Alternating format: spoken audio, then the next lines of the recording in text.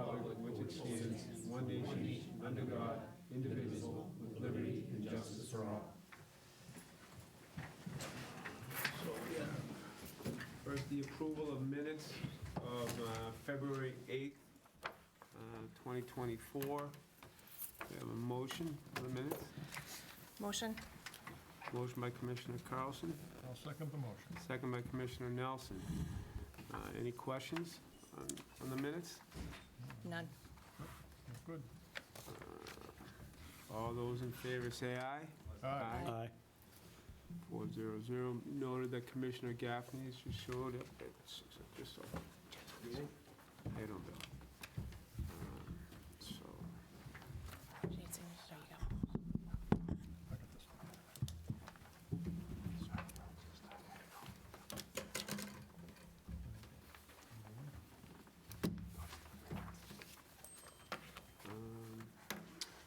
so, and then we have the approval of the minutes of February 20th. Can I have a motion for the approval of minutes of February 20th, 2024? So moved. Second. Commissioner Brooks, second by Commissioner Nelson. Do they look all right? They look very good. Yep. Okay, all those in favor say aye. Aye. 500. And those minutes are approved. So, public participation, you guys were all here for the discussion on the conceptual plan for the Fox Hill? Yeah. Okay, so there's no other public participation? So, okay. So, Brendan, I would motion to have, we go into the new business to bring up the people from the Fox Hill Playground and Field discussion? I don't think we have any, Is that Bill? no, I think we got, You signed. no, he didn't sign that one. So, we'll bring up Donna Danisco of Danisco Design. You can just come up here, there, thank you. And just state your name for the record. Sure. Hi, everyone. Donna Danisco at Danisco Design. And Vivian Lowe with Danisco Design. Thank you. Thank you for coming tonight. Yeah, our pleasure.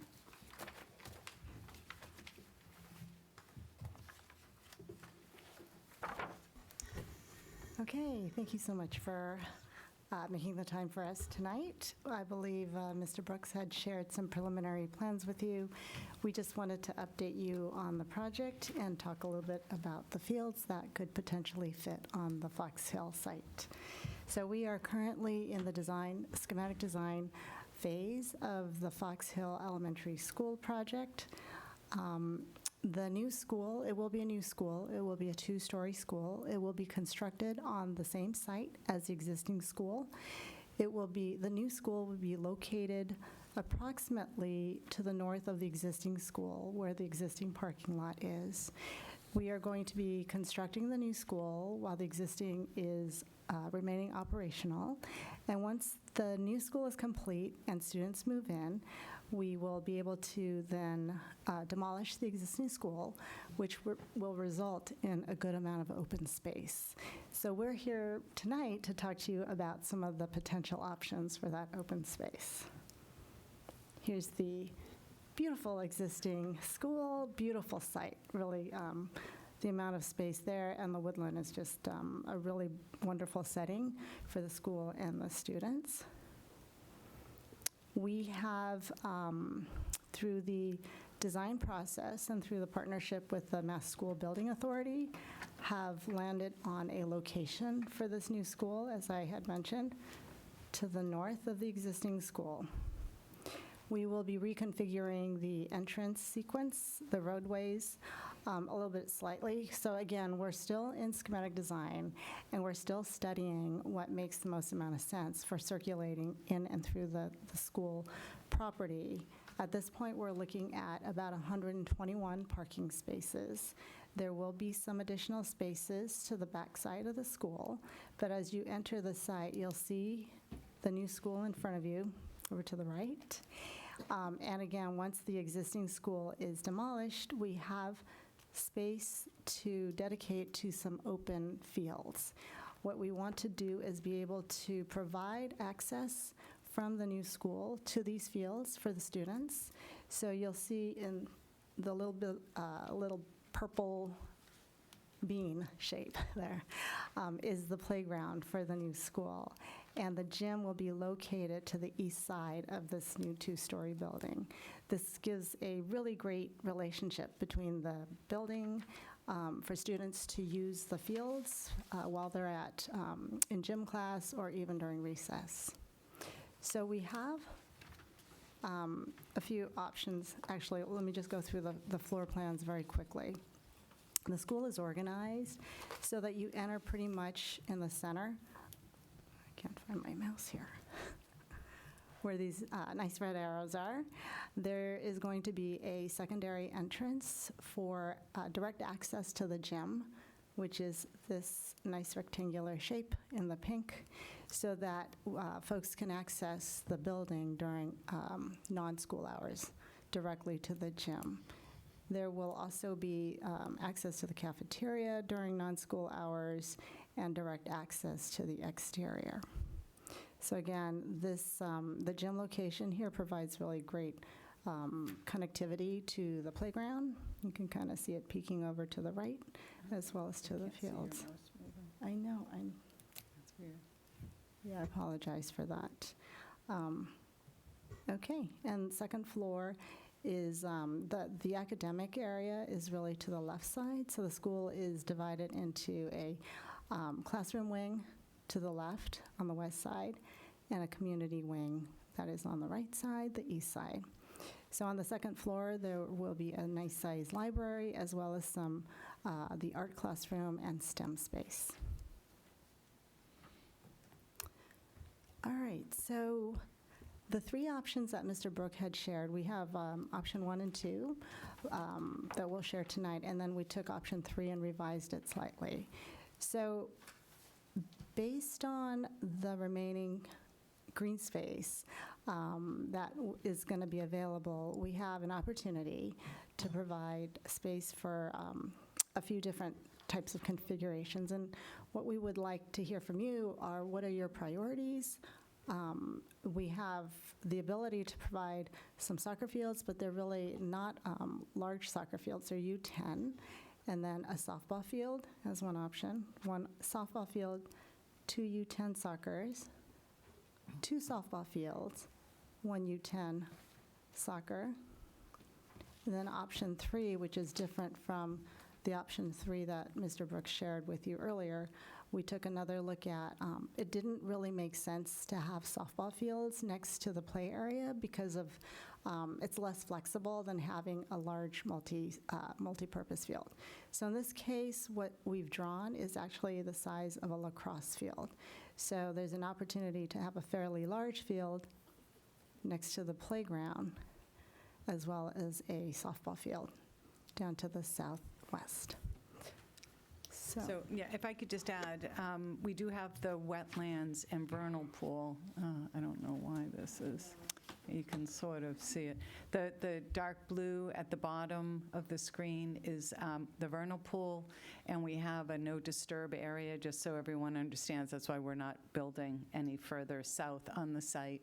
So this is the 200-foot no disturb for the wetlands or for the vernal pool. And we have been asked to provide some buffer so that balls won't go into the vernal pool, won't run into that area.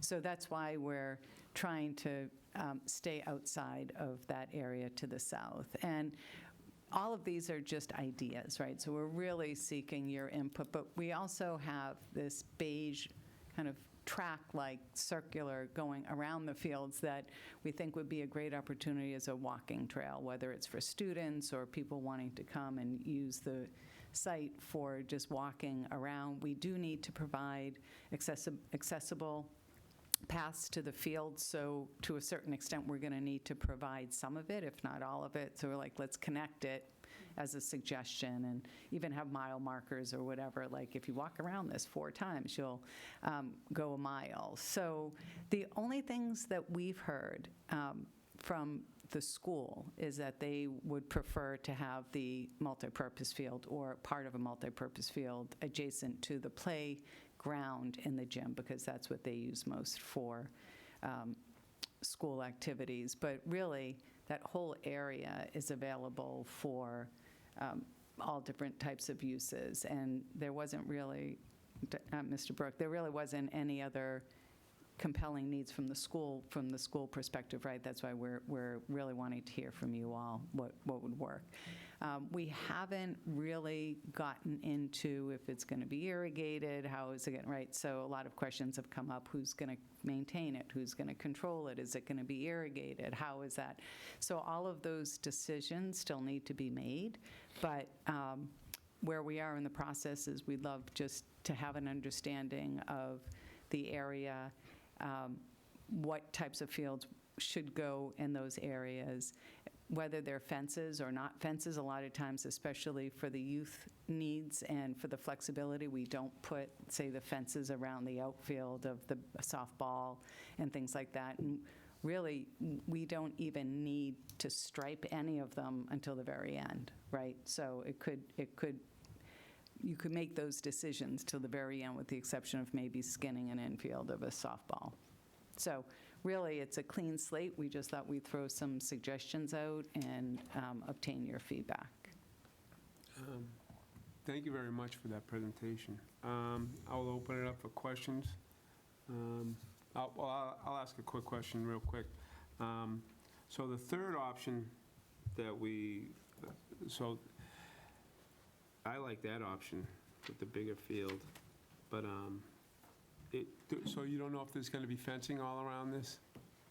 It has not been decided. The only thing that we do know is that there's a request to provide some buffer. It could be natural plantings or whatever, just to make sure balls don't go into the vernal pool area. They were concerned that kids might chase balls into the vernal pool. And these going to be grass fields? Yeah, Not turf? not turf. Okay. Those are my two quick questions. Commissioner Nelson? Thank you, Mr. Chairman. How soon do you need a decision on this? We could,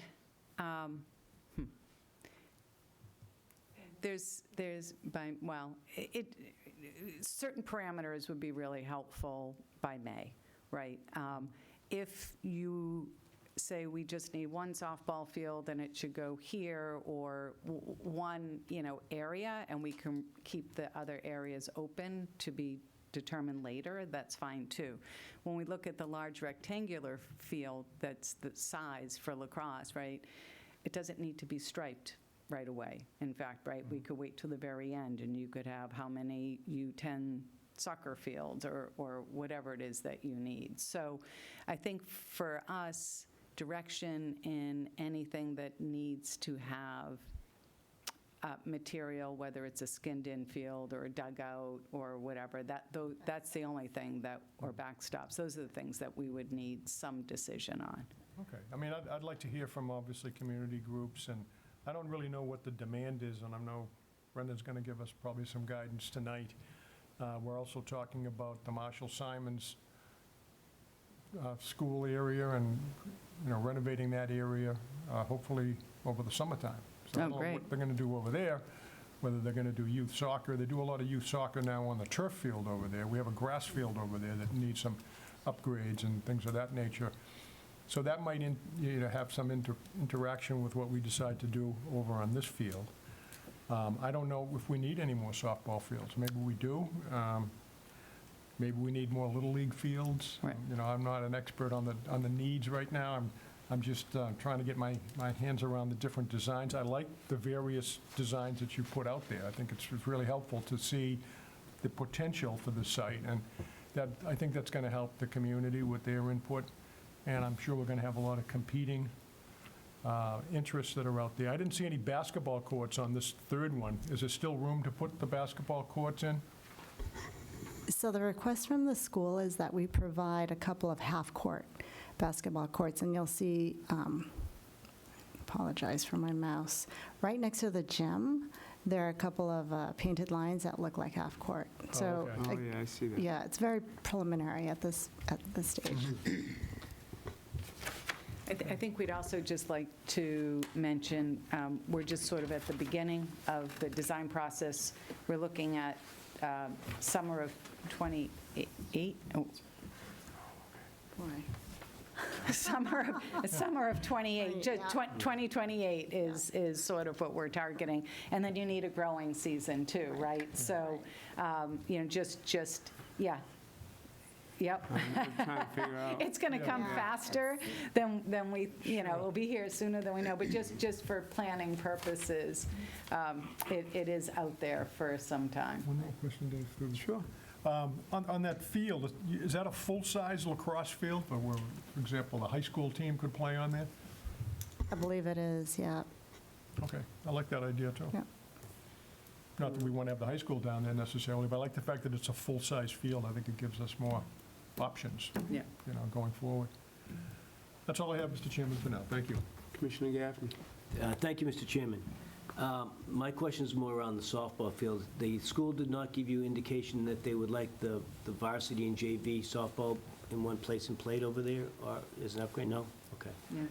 okay. The only comment for the softball field from the school is that they would use it for kickball. So that's from the school, from Fox Hill, from the elementary school use. Oh, okay.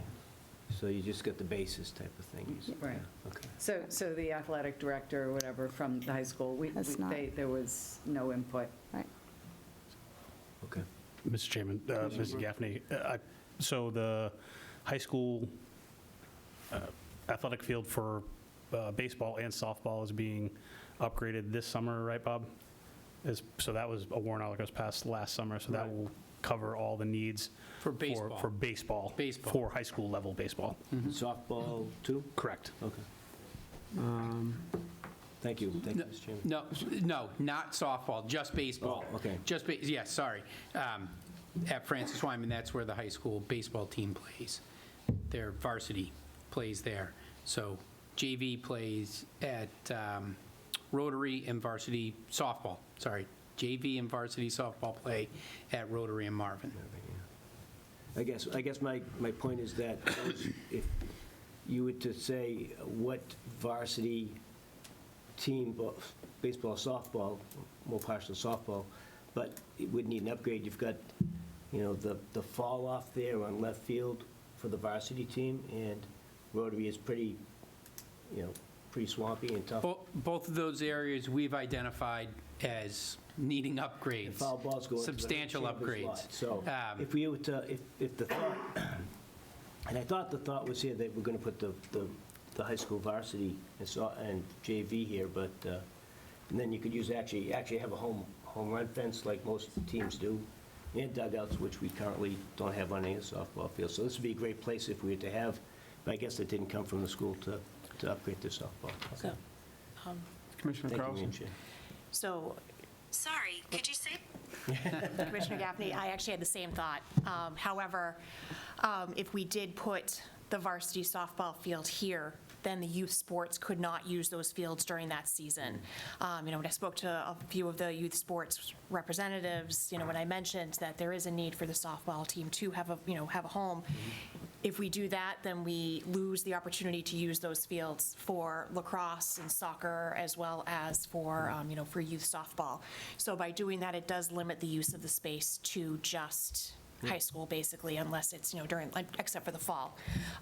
With the fact that this is an elementary school, it's also a little off the beaten path, as far as traffic-wise and all that. I definitely see the opportunity here to improve, and also increase the availability we do need for youth sports.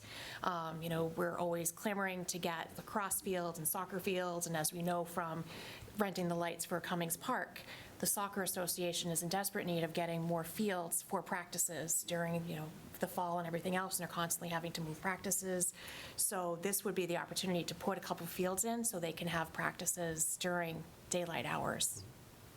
Yeah, I guess that's the other thing, just to point out, there are no lights intended for this. I really need to make that clear. So let me hear from Brendan, and then I would like to bring the other boards up to Great. speak, because Brendan has a good gist of what the Recreation Department what we would need on our end as far as recreational go, and then I'll bring up the existing boards from lacrosse and soccer and have what they have to say. So Brendan? Thank you for coming and presenting. So the third option is an excellent option as far as we need as many multi-purpose fields and flexibility as possible. I did like the 2 softball with the idea that the high school team could make that make that a home, and we could still have some U10 fields in the outfield. But do you know the dimensions of that softball field on the left there, what that would be? It's 200 feet to the line, the arc, and the outfield. Okay, 200 feet straight across. Yep. So right field would be tight, you'd be up against the parking lot, but left field, you could possibly go back. And those lines obviously are grade change on the left, right? Existing topography. Yep, okay, thank you. So, that being said, the idea of having, 2 separate fields there and potentially the ability to put a U10 soccer field in the outfield of what would be considered a softball or, let's say, glorified kickball field. Yep, yep. But I would like to, I would want to talk with youth baseball, softball about their needs and the level. I think a 200-foot fence fits their, potential fence. I know that's not a fence, and I wouldn't say put a permanent fence there at all, because then it slows down on, Limits, what you can do. And then as far as the multipurpose field on the other side, I think that's great because you could break that up into some U10s. You could play, a full lacrosse game there, but you could also play, I'm going to guess, basically the same for an 11v11 soccer match, or roughly the same size fields. Love the walking path around. How wide is the walking path? I think So we you have it don't, drawn if you up don't know, for that's all right. I think at this point, it's 5 to 6 feet Okay. wide. Yep, And we're intending for it to be stone dust. okay. All right, not a paved walking path. I think from the parking, so again, very conceptual, right? We're providing an accessible path from the parking lot area down to the dugouts, and that area may be paved, but as you Right. scoop around, particularly as you get closer to the vernal pool buffer zone, we likely want to make sure that is Right. permeable. And then- Yeah. Okay. And then as far as future maintenance, it would be Parks and Recreation maintains. So that's important. And we also work with the schools on, we do all the booking of the facilities. And there is a pecking order. The high school sports go first, then recreation, then youth sports, and so on down the line. The creation of the fields is part of the school project. Something like irrigation. We haven't gotten that far Okay. yet in the process, so it could certainly be considered. In fact, there's conversation about stormwater runoff and containing it, right, and reusing the water. So irrigation and using that for irrigation would be awesome. Right, Right. right. It would, Yeah. yes. Right. It would be. It would be contained underground. Yes. Yes. So without irrigation, it makes our job more difficult because there's not a lot of shade there that's going to sit out in the sun.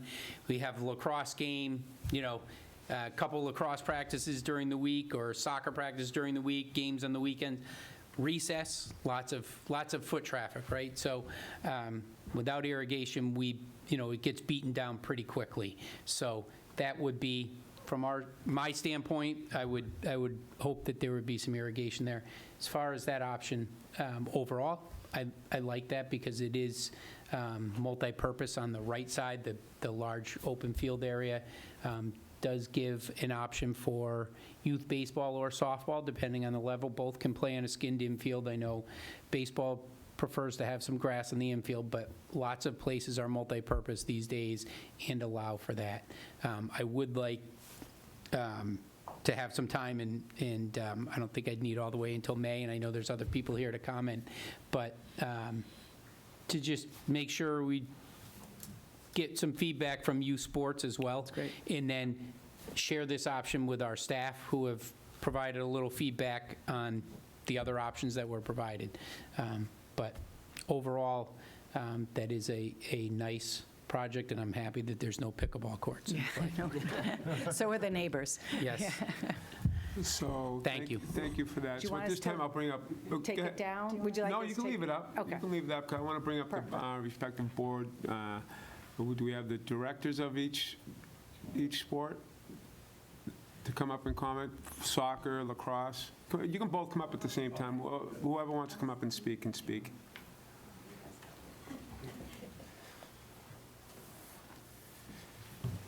Just state your name for the record. Jason Brooks, Burlington Youth Lacrosse Board Member. Okay. Thank you, Stephanie Jason. DeRocco, Burlington Youth Soccer Vice President.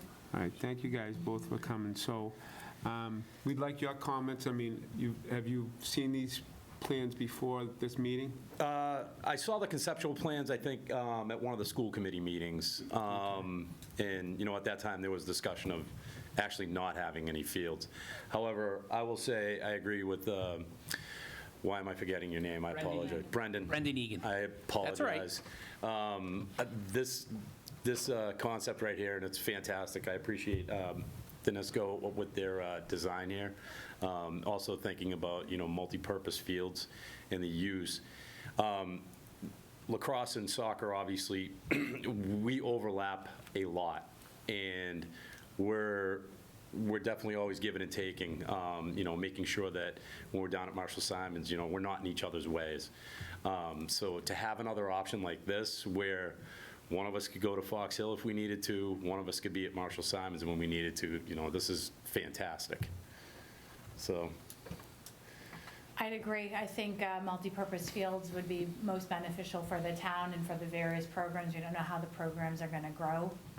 We currently have over 800 players for soccer, 400 in our clinic program that uses the Marshall Simons turf that we share in the spring. I think you're off at 12 and I'm on at 1. Something like that, yep. 12:30, I think you're off, and we get a half hour to set up. We also use the grass fields behind the turf. Although sometimes in the fall it gets dark, even the lighting isn't the best for the soccer fields, and sometimes we don't get the fields cut adequately, so we then force lots of kids on that, 400 kids in that 6-hour time frame on the turf. The multi sport field would probably meet both of our needs, because just looking at the dimensions, it looks like an 11-on-11 soccer field is the same as the lacrosse, or, you know, for practices, you can have smaller fields. So we are constantly, soccer is a year-round sport. In the winter, we're using gyms. Our 2 primary seasons are fall and spring. So in the spring, we're competing with lacrosse. In the fall, we're competing with the high school soccer program. And I know you've worked closely with Justin and Will in being creative with field space. This past fall, we used miter, which we hadn't used, I think, in quite some time since I've been involved with my children. And we also used the Mary Cummings Park. So we were very creative this year to give Francis Wyman a rest, because we had beat that down quite a bit so that it could regenerate, right, some grass. So we lost that field space. We use wildwood in the fall, but then we lose wildwood come the spring for baseball. So the town very nicely moves the nets to the different places. Yeah. They move the nets for you? Go ahead. They own the nets. Oh, okay. You know, I think if we can think about the future and what would be the most beneficial for all the programs, and where we may continue to grow would be most beneficial. You know the best about the sizes and the struggles that we've had, and we appreciate the relationship and how we've been able to be successful. But we appreciate being a voice for the program. We have another part, Melissa's here from our BSA, which is our Burlington Soccer Academy, which is a connection to the Burlington Youth Soccer Program, but it's offers a higher level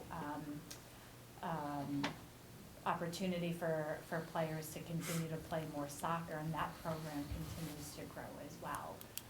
So the soccer program is definitely increasing, especially with this program that has been in existence for 4 years, 5 years, and up to 6 teams at the current time, in addition to our youth soccer program. And to add to that too, I mean, we're seeing an increase in, quite honestly, more of the girls lacrosse too.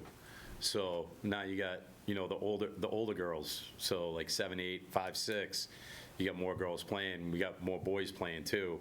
Now we're all trying to compete for that time as well. And again, you've done a fantastic job scheduling. I don't think lacrosse has had any complaints as far as the scheduling, so I'm not, I'm definitely not here to say that at all. It would, for our program, especially for the 1-2 games, because we have, we use like a third of the field for the games. If we can have more at once, then that obviously it helps our scheduling on the weekends, because all of our games are on Sundays.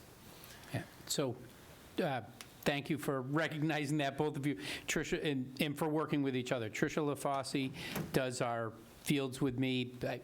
She knows what I'm going to say, so she usually just takes care of it, right? But it's a Rubik's Cube. Oh, yeah. Every season, right? And it's never the same, even though the requests are the same, but something's a little different.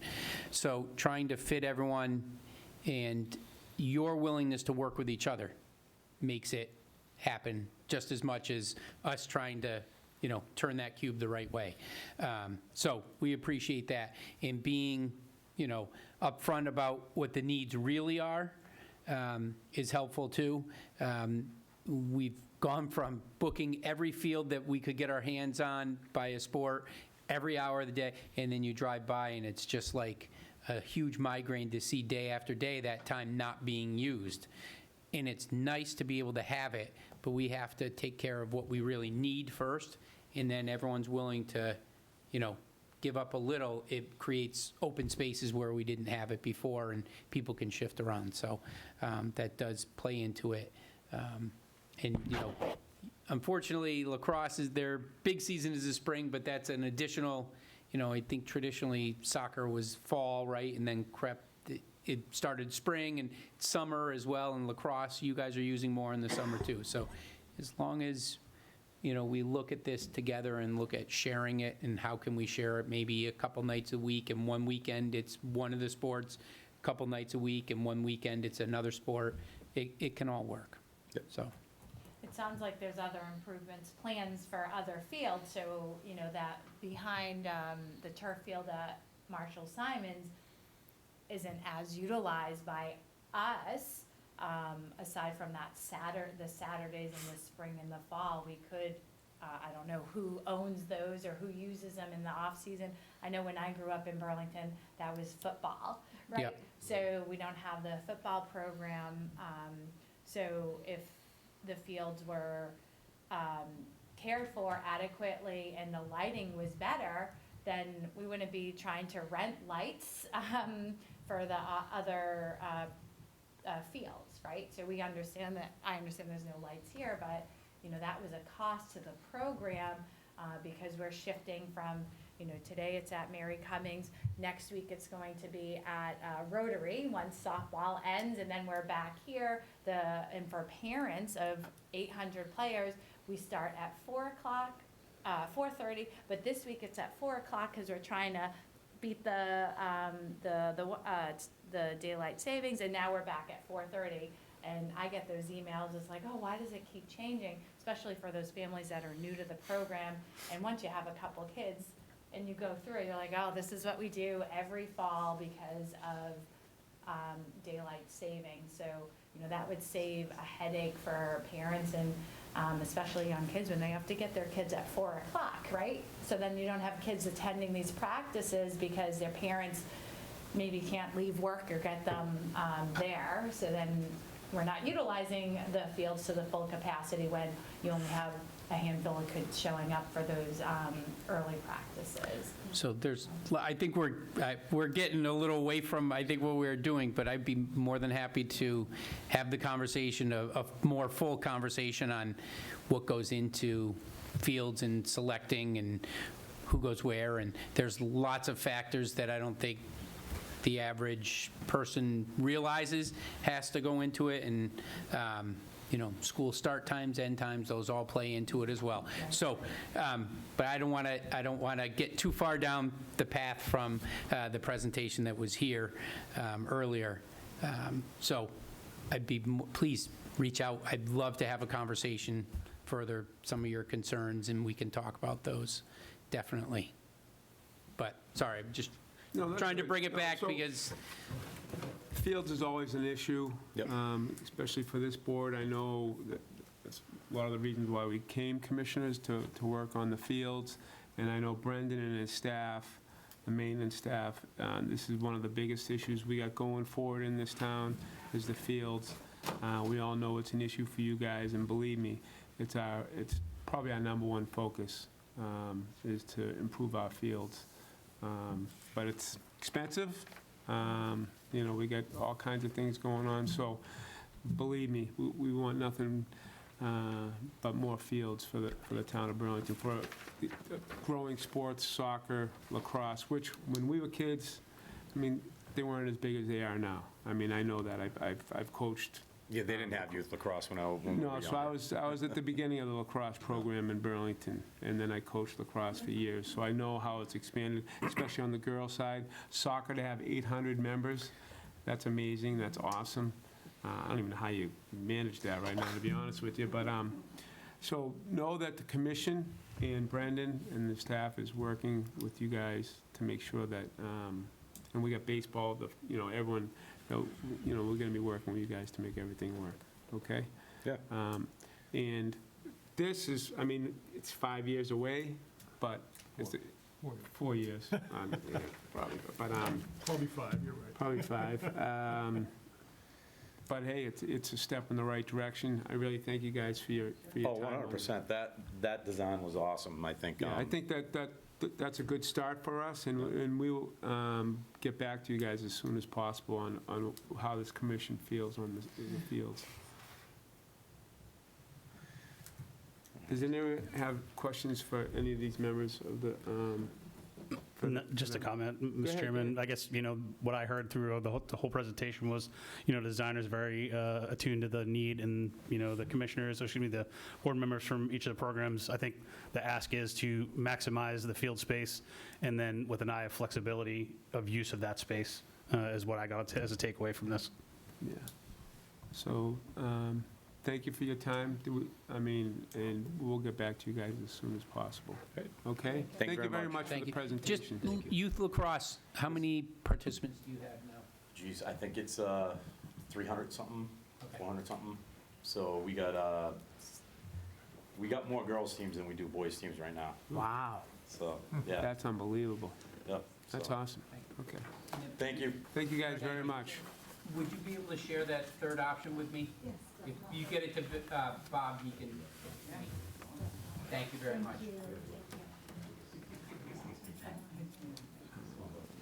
So I think we're good on that. Back to this one, I guess, Dave, huh? So we didn't have any, so I asked if there was public Oh, did you? participation. Okay. Yeah. Brendan, your report? All right.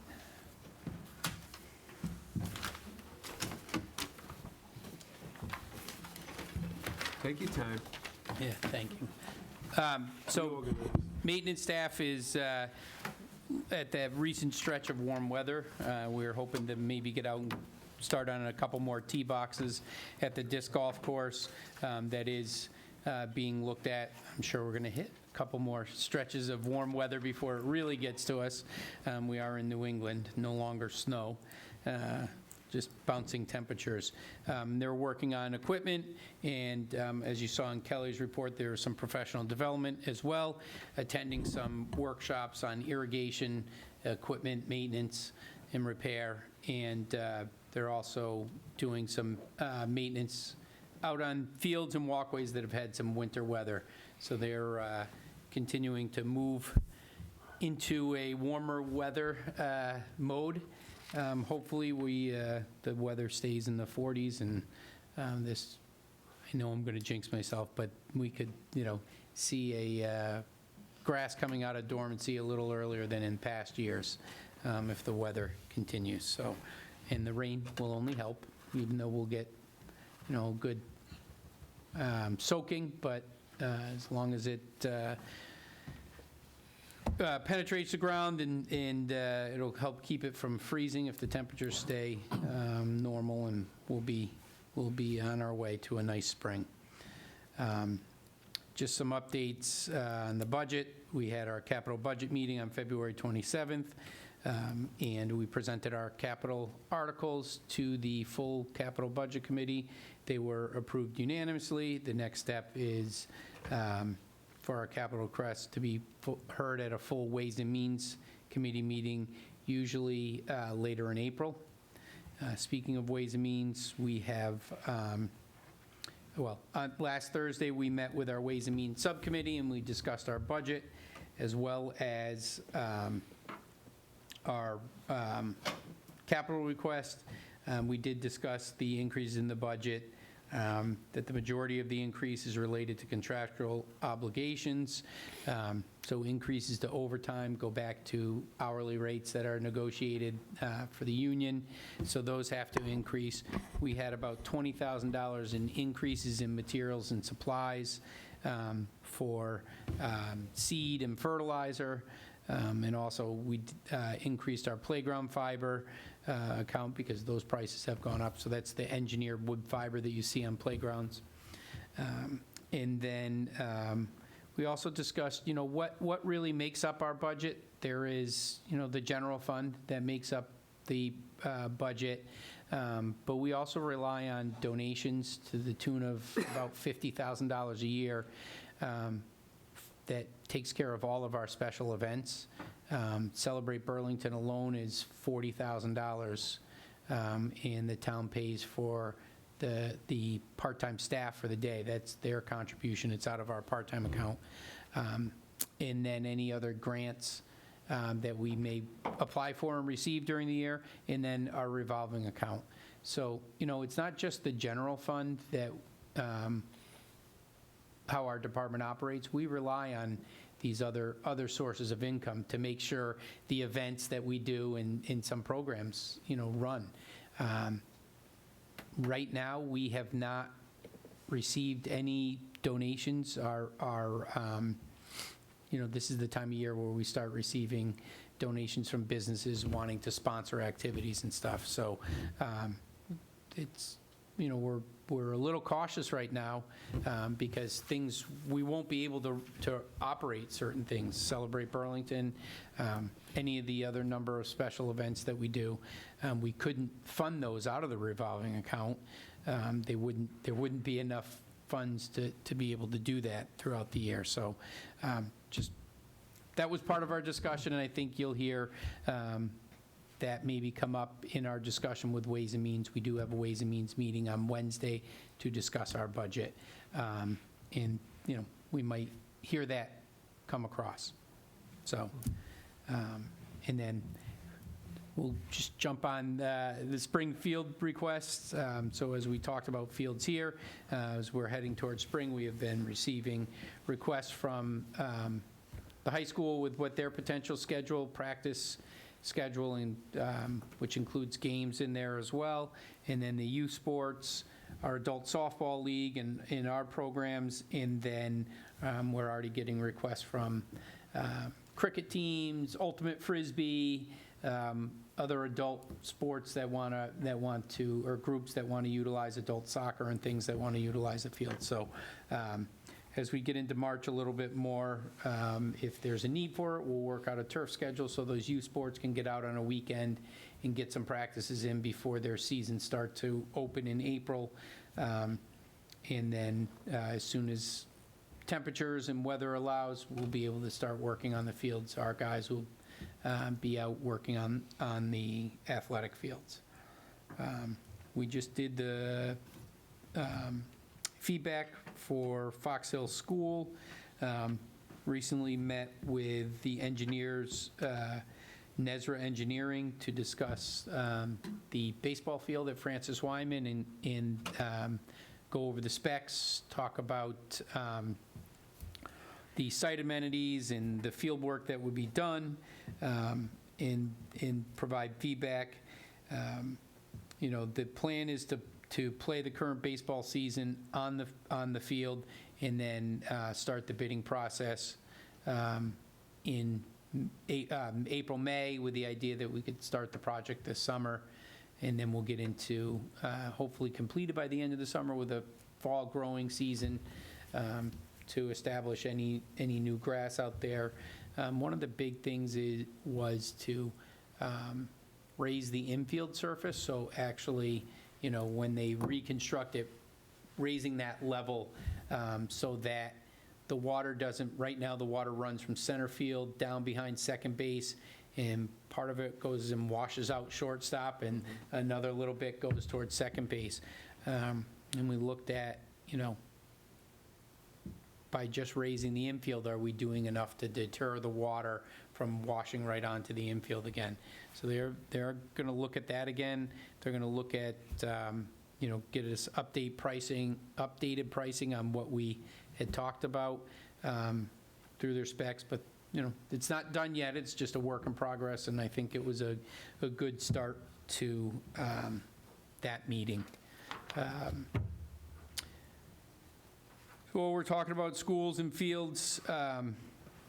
Steve, I think you brought it up a little, so you must have heard some things. The school department, as part of their athletic facility master plan, they have identified, a number of projects that they would like to see done in that plan.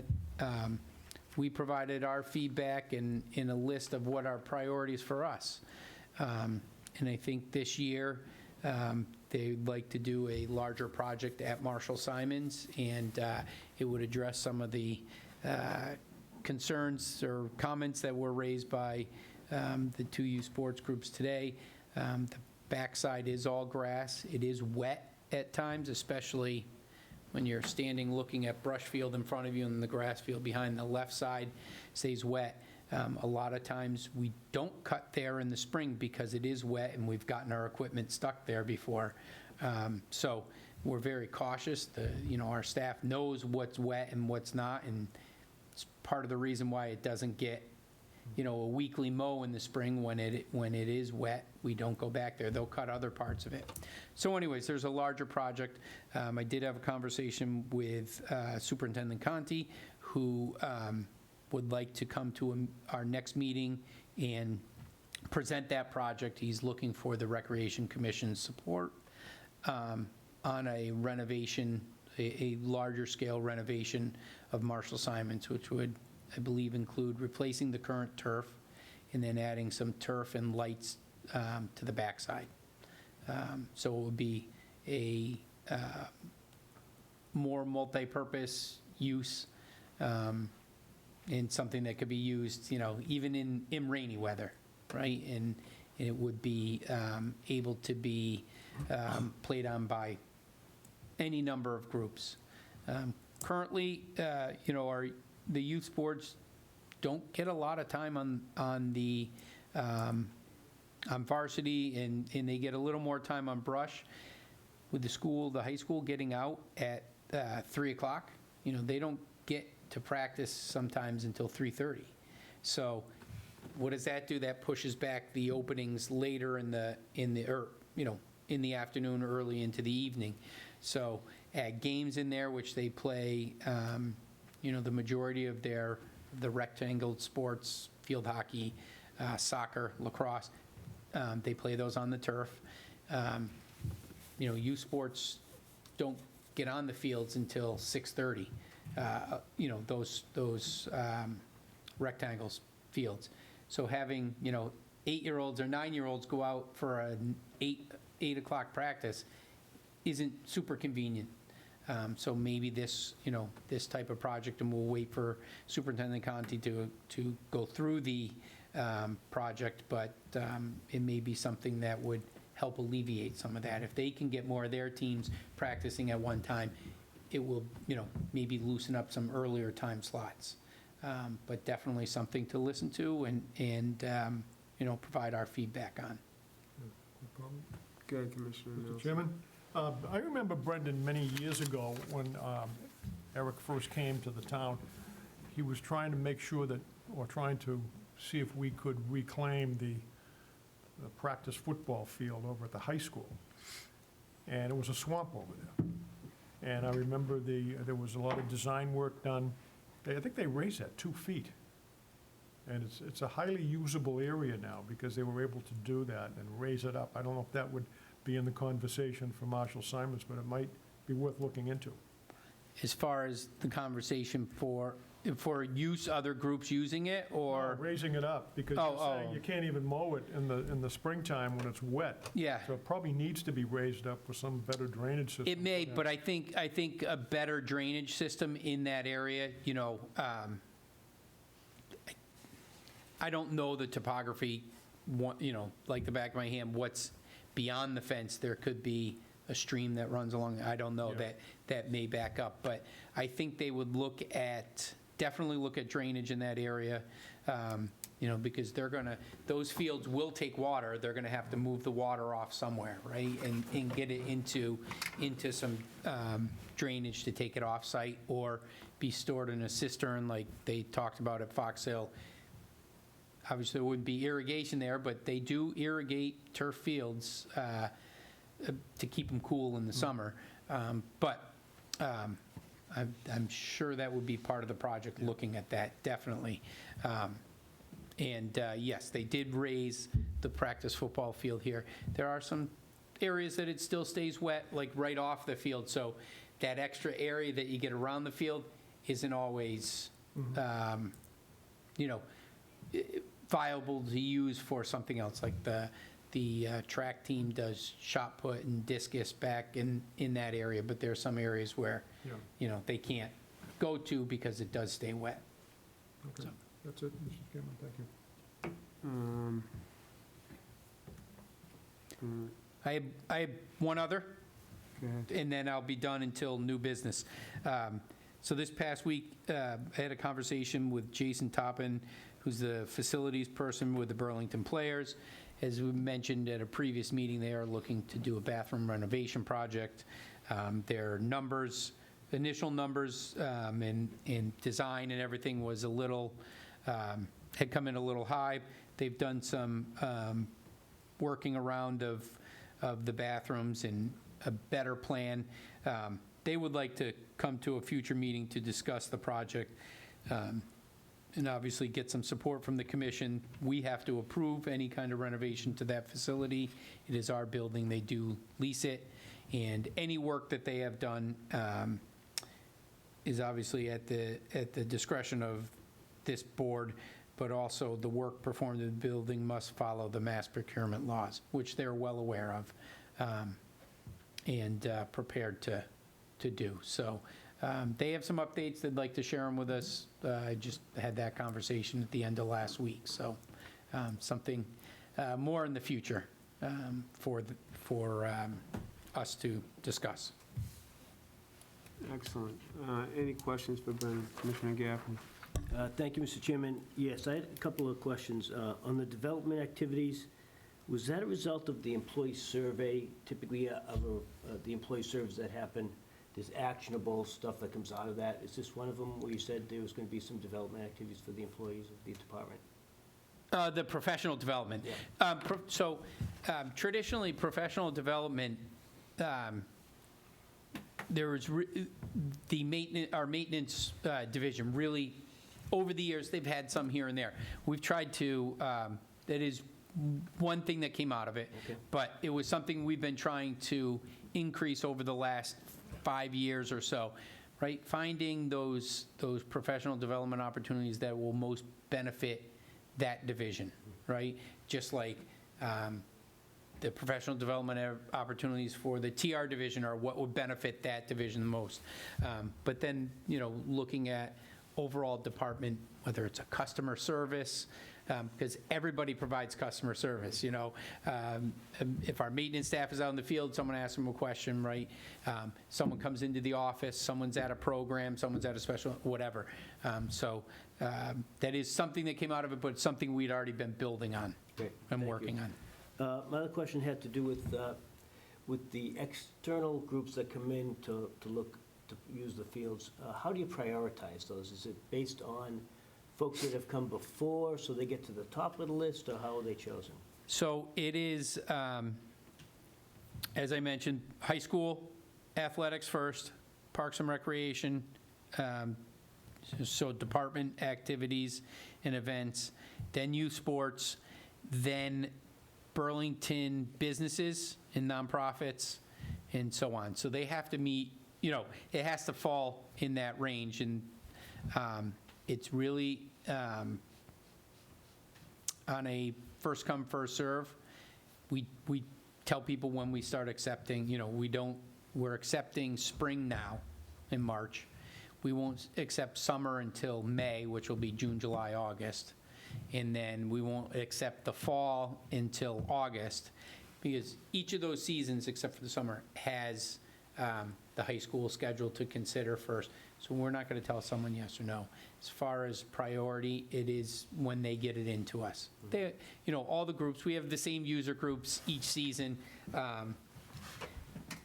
Sometimes certain sports want all the same area. Like we have one cricket pitch. And some people want it, and some groups want it, and they want it all at the same time. Every group wants it on Saturday or Sunday morning, 8 to 10:30, right? Well, we only have one field. It takes about 2.5 hours to play a proper cricket match. So that being said, only two groups, one Saturday, one Sunday, can have those time slots. They can have later, which some take, some don't. But others are happy with playing on an infield. The dirt portion of an infield, because they can get a good pitch and a bounce of the ball in the wicket. Some bring out a mat and will put down their mat on a field. So everyone's works together, I think, and so we don't run into too many, that group gets it all the time. We try to shift it around. And seasonally, fall, one group may want the cricket pitch and not in the spring, or vice versa. So do a good job of trying to handle everyone's requests and make sure they get something. Sure, I can imagine how difficult that be. Thank you, Mr. Chairman. Yeah. We still, so I know we have the cricket down at MITRE, but Yep. remember what we had, we were doing it behind the rec center? We don't do that anymore. right? So some people like to play on the skinned infield of the softball field behind our building. Some like to play at Wildwood. And we've even had some groups will play on a Saturday or Sunday at Rotary, when, the adult softball is Monday through, not really even Friday, only if they have to make something up. So the weekends tend to be open, but youth sports, sometimes we get requests for police department to have a softball game against the fire department, or against another community, or regional softball tournament type things, adults. So it mixes up, and we find them appropriate fields. We've tried, putting non-traditional sports on more traditional athletic fields, trying to think outside of the box so everybody gets an opportunity to play. And then I keep going back to cricket just because it's a specific field, right? But the cricket groups, they're willing to play on, they even play in the turf on weekends if there's openings. So it's not the ideal field, but it is a field. Yeah. Excellent. Any more questions? No question, just a kudos to Brendan and his staff. So I know they do a lot of scheduling, and I've personally been part of it, where it's like, hey, can we co-use this? And they really do think outside the box and try to find ways to make everything fit in, that square peg in the round hole. So they really do a good job, and I appreciate the work you and your staff do. Thank you. I we're only as good as our staff, so they do a great job getting things ready. And there's a lot of communication. When someone has to switch, soccer gets a call because lacrosse needs a spot, or lacrosse gets a call because, soccer needs one, and they're willing to work together, and which is the most helpful. I don't know how soccer gets it. Are you kidding me? 800 people? Yeah, round? Need more fields. Yeah, I think their big season is the spring. It's gotta be, yeah. In the fall, when she talked about competing with high school, they do have some older kids that they lose from their program that play in the spring that go and play in the soccer teams at the high school. So, yeah, it's, Then you have the after-school programs that are at the middle schools. They all have like their own. well, yeah, there's football now. I don't know They what all else have there their own is. teams. Yeah. They have a football team. I'm sure they have like these traveling teams that they put together. Yep. It's a lot. We really appreciate the work that your staff's putting in, Brendan, and the maintenance staff. Thank you. So that's so we got all that report in, right? Yeah, but the will we can get after. Do you want to do the assistant director's report? Yeah, is there any questions on Kelly's report? It's pretty straightforward. Yeah. So just, hiring is continuing. There's a hiring fair coming up on March 20th at the high school. We're hoping to get high school, college kids who may be home around then on spring break. Our outdoor facility master plan, a big one. 2 Mondays ago, on the 26th, we launched the community survey as part of the outdoor facility master plan. You can find that on our website. There's paper copies at the library. There's QR codes on the paper copy boxes. There's signs up all over the department. So please provide your feedback. They're in the middle of that process. They're going around to all of the sites and doing site surveys, and they'll provide us with their feedback. And eventually, it comes here for a presentation at a commission meeting on their findings, and also, further opportunity to provide feedback. So if you haven't, check it out on our website, and please take the opportunity to fill it out. It's what our plan will be for the next 20 years. And comparing it to the plan that expired in 2020, play and desires for amenities have changed dramatically, and they will by the time this is 15 years old. They'll change again, but it's our opportunity. It's a guiding document for us. So we really want the feedback. And real quick before we move, a quick comment from me. I think you guys are really doing an excellent job on social media aspects. I find it all the time on all your posts, Instagram, Facebook, all the stuff that's going on. So for me to find it, that's you guys are doing a good job. So keep up. I mean, I think that's how. This is how the younger generation and the parents today's world. That's how they find out a lot of stuff. Yep. So I know it was a big push on the commission probably 5 years ago, and I think Kelly, Emma have done a really good job of implementing that, and I think it's working. Yeah, we just brought on a part-time marketing coordinator. We've been looking for a long time, and it's 10 hours a week, and it's not a full-time gig or anything, but it's hard for our full-time staff to stay on top of social media with everything else they have to do. We're very particular about the look of our social media and what goes out, so it's important that we have someone on board that we can turn to that can come and cover events, because us trying to cover events while we're there can be difficult, right? Because you have your hands all over the place, and, oh yeah, I forgot to take a picture, or I wish I was over in that part of the common because that was a great thing I should have gotten a picture of. So having someone on board is great. She's a local resident who's has kids that believe in our program, so we're happy to have her on board. Any other questions? Commissioner Nelson? Thank you, Mr. Chairman. Just two quick questions, Brendan. Back in, with respect to Overlook Park, back in, I think it was January, we had conversations about having to get certain things into the state to see whether or not we were going to get a grant. Is there any update on that? Yep, it's going to be part of my new business. Oh, okay, I'll hold off on. Yeah, it was stuff that's come out since my report went out. and- The other question I had with respect to Overlook Park, when we're talking about the opportunity for the public to give us feedback, is that design process still open to change, or are we locked into it based on the submission? So we have conceptual plan that we had to have ready to go to the state for the grant purposes, and it's not set in stone, right? So there are things that could be changed about it, and I'll get into it a little bit more in a minute, if that's okay. That's fine with me, that's all I have, Mr. Chairman. Excellent. Any other questions? Chairman's report, I have nothing to report on right at this moment. Do we have anything on subcommittees? Nope. Nothing on subcommittees. So we will go right to new business, Brendan. All right, excellent. So we talked about Fox Hill. The first item I have is the will of Marshall Simons. So we recently received notification from the Bank of America Philanthropic Office, which manages the Simons Trust, with a disbursement figure for 2024. As you are aware, the trust requires 2 town meeting votes, May and September, to accept the funds before they are released. The first meeting of the will of Marshall Simons, the first reading, is scheduled for May 13th at town meeting.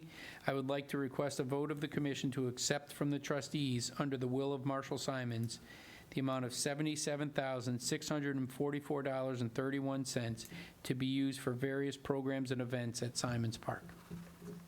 I have a motion. Mr. Chairman, I move that the commission vote to accept from the trustees under the will of Marshall Simons the sum of $77,644.31 to be used for various programs and events at Simons Park. Second? Second? Second by Commissioner Gaffney. Discussion? Just in case, just for discussion purposes, if anyone has the question, so now we provide a list of programs, activities to the trustees, and then we meet with them, the program staff, well, myself, and probably Kelly as the assistant director will meet with them and go through any questions that they may have. And, they like to sponsor special events that happen at the park. They like to be involved in, scholarships, things like that, but also some improvements to the park. They don't want to be the sole maintenance provider or equipment provider for things needed at the park, but they've been, as you know, very good, very, very good over the years. So we'll develop that list and share it with them, and we'll share that list with you. We'll have to have it before town meeting. Okay. Thank you. So all those in favor say aye. Aye. 500. Motion approved to receive 77, that's a lot of money. I love Yeah. that. Isn't that awesome? I mean, it's crazy how much money they've been able to generate for the park. So that's done. How about, do you want to go to, take on the Third Ave pickleball next? So we're going to talk about Third Ave pickleball court discussion that I know Commissioner Gaffney has a little bit more knowledge than I do personally, so I'll let you take it from there. Sure.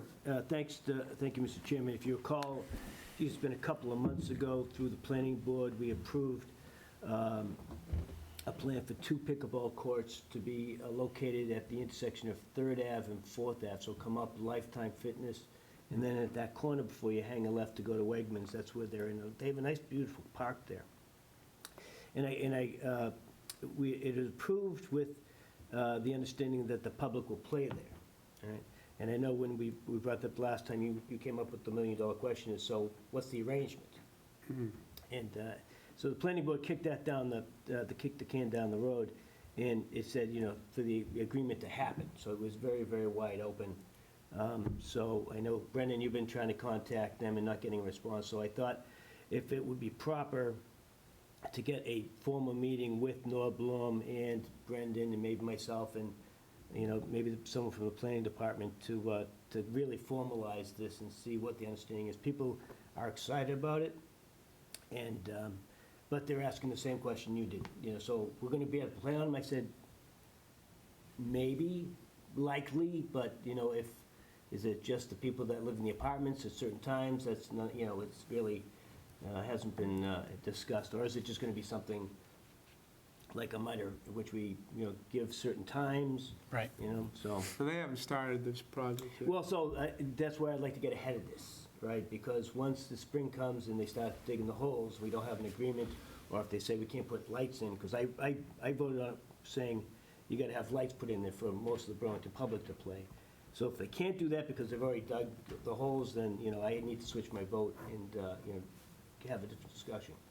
Okay. So if we can get ahead of it before, things are looking up and people see that there's courts being put in, more questions saying, hey, can we play there? We won't know the answer until, we get somebody respond to an email. That's just not acceptable, in my opinion. So Brendan, as far as the commission, or should I say, so to have the Burlington public be able to play for us on our end, so we basically have to have a sit-down with them I and was really get thinking, some yeah, some answers, sort of, because we memorandum of really can't agreement do or anything something. until we have Right. something in place. Right, and would you know what the MITRE situation is? Because that's MITRE land, and how that's arranged with Burlington? Maybe that, use that as a baseline, perhaps? There is there's an agreement, which may be coming up. Ooh, okay. Yeah. So the town uses it as long as we maintain it. Right. That's the basic portion of the agreement. And I don't think it was affected, well, what they did was, there used to be 3 softball fields, adult softball fields over there. But when the 3A came through, Right. they shifted one over to the other side, and that is used primarily by, well, strictly by the MITRE Okay. softball group. We haven't been able to use it. Right. They've requested to use the other side, which we've been nice enough to let them use. But, so, yeah, I think it's a very similar agreement to what is Mary Cummings. Yep.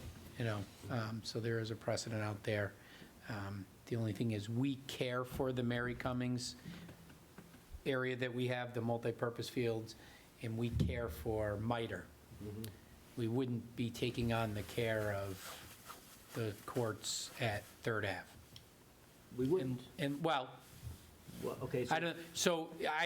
I'm not 100% familiar with Yeah. what came out of your meeting, the planning board meeting. but Nothing came out of it, so I would Okay. not assume that It was you wouldn't. basically a blank canvas. Right. So With the approval to, yes, go ahead, And, but, yeah, all but right. who controls it? I think we mentioned it today at Fox Hill. Who controls it?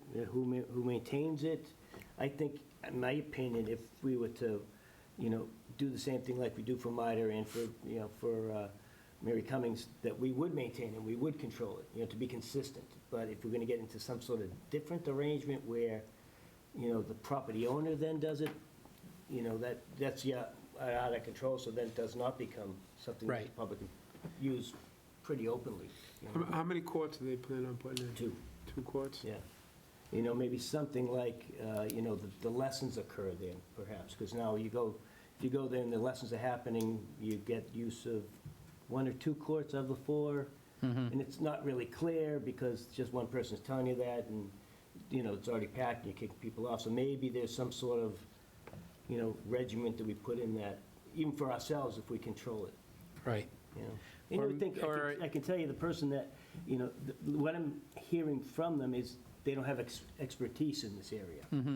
So they do have a private pickleball court inside of Blue Sky Ave. They're not allowing public to play. But, when they came before us, they wanted a 4-foot fence. If you know anything about the sport, a 4-foot fence doesn't make any sense. So I think their experience there is, even to maintain it's probably not, and it's not in their main, focus. So Right. I think it behooves us. So have you guys approved this through the planning board already? Through the planning board to have 2 courts put in, right?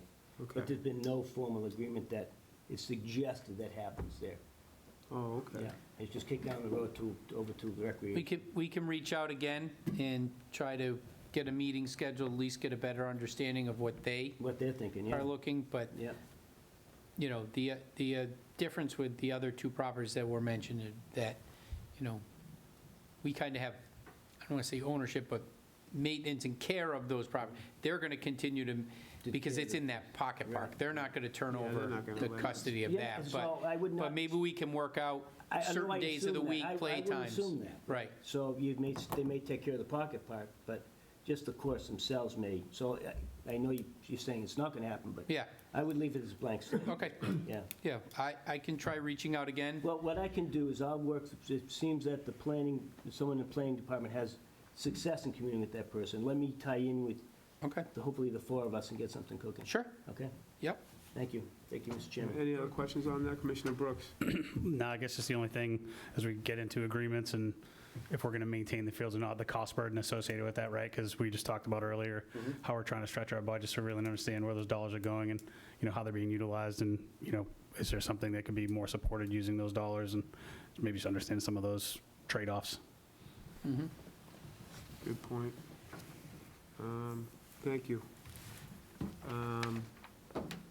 So we've got it, so now, Can I make one comment? go ahead, Before we move on? Commissioner, absolutely. Yeah, I was just thinking, Bill,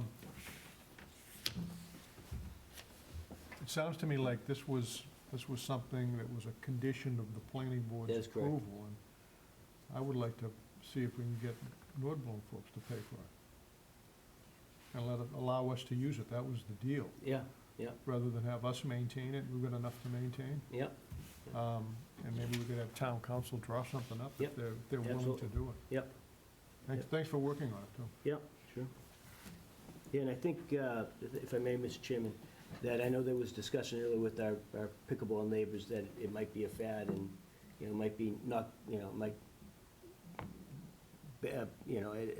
over the years. Recently, I saw, I think it was some pickleball with Andre Agassi and, John McEnroe. His wife. And his wife. Steffi and we've seen it. So Graf. I think if you have the professional tennis players start to jump onto this. And they it's love kind of it. like a senior tour from golf. It's, not anytime soon, I don't see it really Well, lagging. pickleball, as far as I can tell, is only going to get bigger. So like I've said before, I've said in prior meetings, somebody's going to come in, a private company, and build a pickleball moneymaker, somehow, some way. I know Lifetime Fitness has it. I've never been in Lifetime Fitness, but I know people that play pickleball there, and it is huge. They have tournaments there. It's crazy. People love it. Any age group can play it, from young to old, and I think that's the get-all with pickleball. And it's the fastest growing sport in America. So I don't know, I still haven't understood why someone hasn't put in I'm sure that probably in the works, I have no idea. You on planning board would hear about it from before the recreation, but, It's going to the ball. yeah. Nick Moss putting a biggie in. Yeah, so it's going to happen. Yeah. It's going to happen. The demand is there. People want it, and they want it year-round. We're only seasonal. So it's going to happen, but like I said, and we've said, thanks for working on that, and we'll continue to make it Yep, go forward. push on that. Thank you. Brendan, on any new business? I Any only more have new business? one other new business item. It's something that we've been working on. Steve brought it up earlier. So as part of what we've been working on with the Overlook Park project was a land and water conservation grant. The Land and Water Conservation Fund is a reimbursement grant administered by the Mass Executive Office of Energy and Environmental Affairs on behalf of the National Parks Service, which is an agency of the Federal Department of the Interior.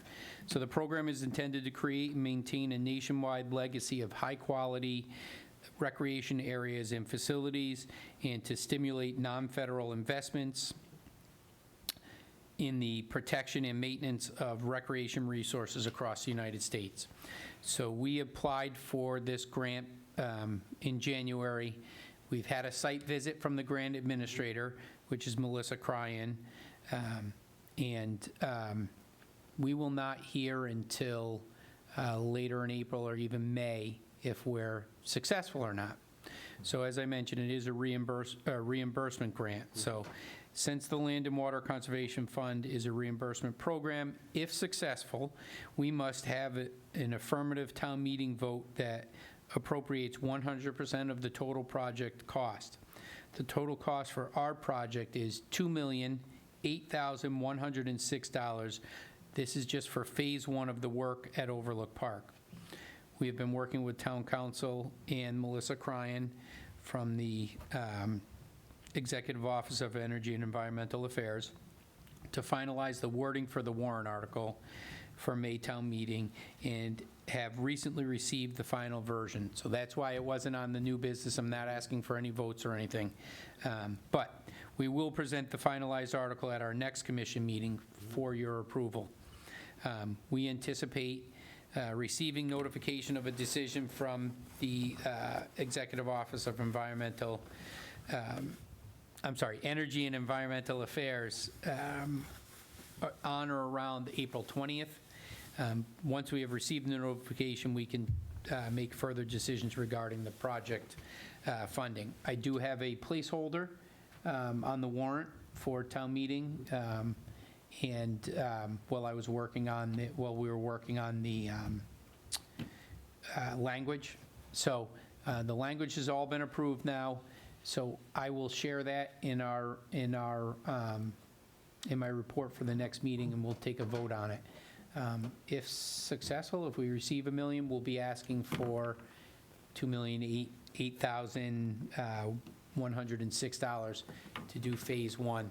Phase 1 is accessible path from the bottom up through the woods to the top, an accessible, redoing the parking lot, creating a lower field area, a multi-purpose area with a walking trail around it, a playground, and then an accessible route, drive up to the top, and then accessible parking spots there so that people can get out. There's an accessible loop around the top of the hill that overlooks Boston, and then that would connect to the accessible route down through the woods.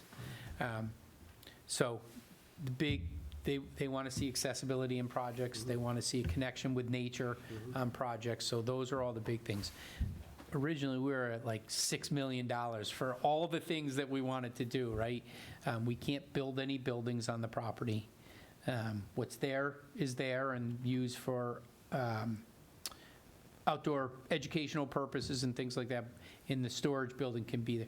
We can't build anything new. So in the future, we had talked about potentially putting some modular classroom space there for preschool program. We wouldn't be able to do that. We removed like a pump track. We removed the accessible tiers to the hill so that we could have concerts and a stage behind. Those had to be removed for the purposes of getting, right? So we phased the project into 2 phases. So we're probably looking at another $2 to $3 million in costs to continue phases down the road. But we felt, it's important to get something done there. And then whether we're successful or not with the grant, that'll be up for discussion on how we want to proceed. Do we want to drop it and go back at it? Maybe we get some pointers, hey, the project could have been more successful if this. And then we know going into next year what we can do to improve that application. Or do we say, you know what, we would like to do, seek $1 million at town meeting and do our own work up there, and, not ourselves, but limit what we can do. And so I think the residents are excited about the potential for a nice park up there. I think the neighborhood was very excited for a renovation of that site.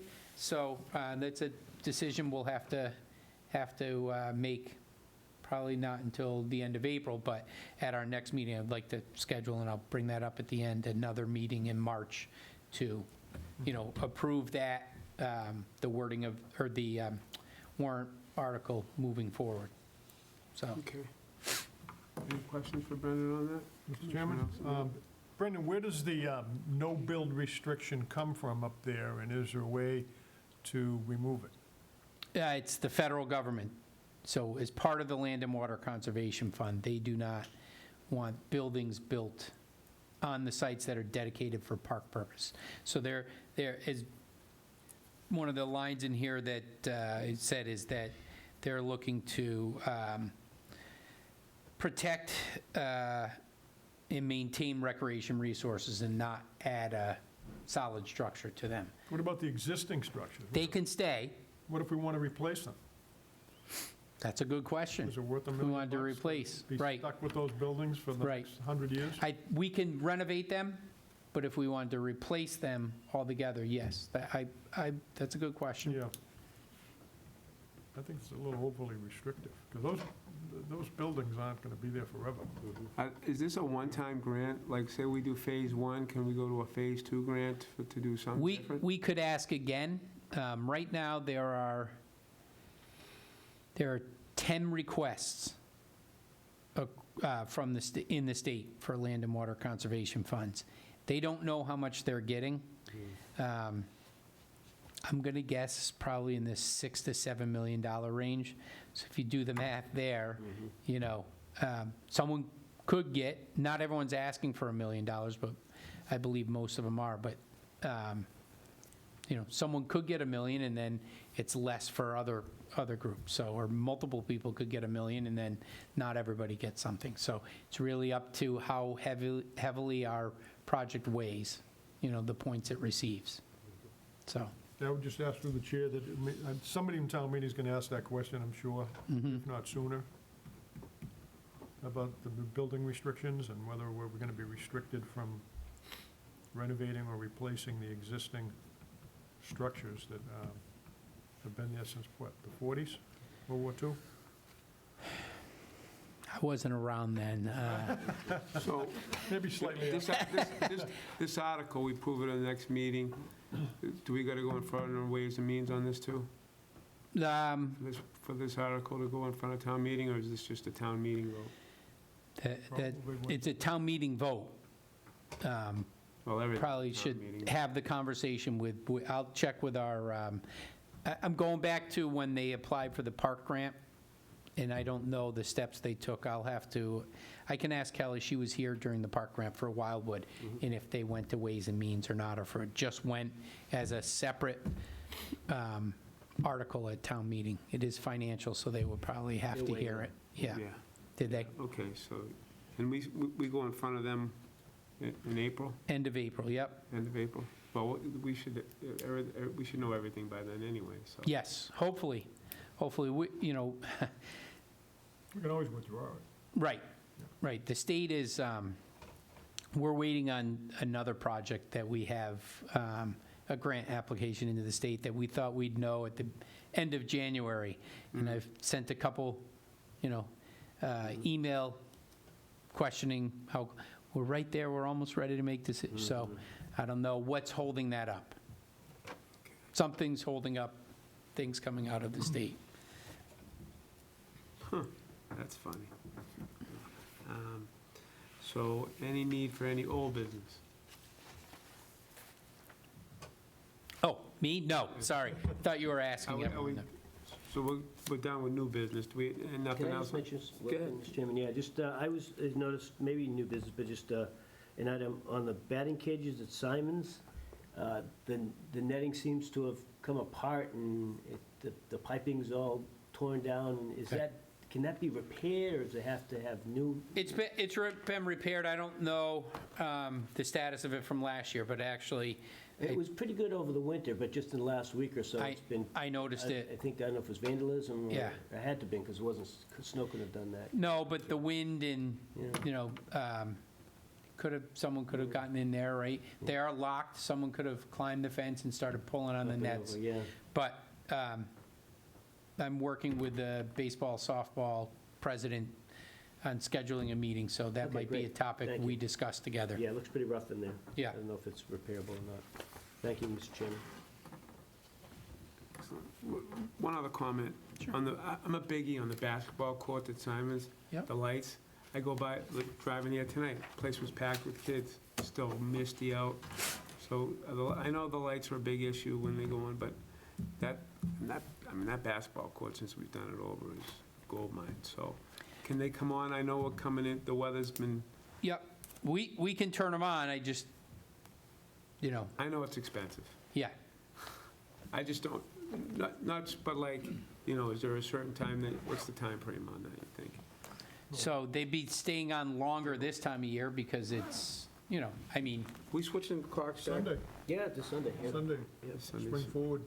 this Sunday? Yeah, this Sunday. Already? Yep, Yeah, they move it up every year. I Already? think. They move it up a week every I year. just got used to the yeah. fall Yeah, back it's there. getting shortened every time. It's just a question. Yep, I just like seeing people use I know. And it's not it's probably because it was dark out. changed because it's probably more noticeable because it's been mild, so people come out, right? Yeah. If it was a old-time winter, right? So when you do it, and it's every night it comes on, all the way until the fall. That how? it Well, works? no, we set them for whatever hours. We usually do dusk to 9 or 10. I don't think I'd do it that late now, but, when school's out, it's not a problem because people are just out later, right, and enjoying. I can set them for just Friday and Saturday nights. I can, but if it's freezing cold, Yeah, I'm yeah. just being honest, I'm not sitting at home saying, ooh, Right. temperature's low, I better It's shut just a these lights question. off. It's just a question. Yeah. I always- And it's not I don't mean to sound like I don't want to turn lights on and have kids people recreate. That's not it. It's just the expense versus how much use they would actually Yeah. get Yeah. when the temperatures aren't like they have been the last few days. Yeah. Is it worth the expense there? So, they are LEDs, they are cheaper, let me keep an eye on the weather and maybe Yeah. make as we get to the middle of March more.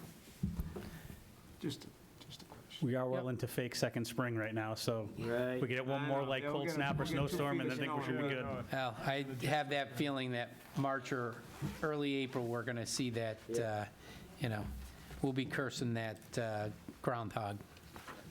So no old business. No old business, Any need for an executive session? no need for an executive session. So let's talk about our next meeting. So now, you're looking for end of, couple weeks, Brendan? Yes, so you do what's today, the 4th? You do the 18th or the 25th? So I will not be in town the week of the 18th, I will not be either. 25th looks good to me. 25th? 25th.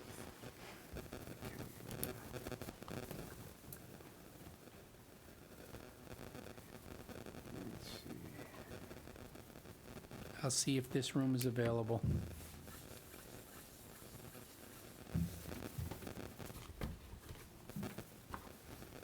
Twenty-fifth works for me.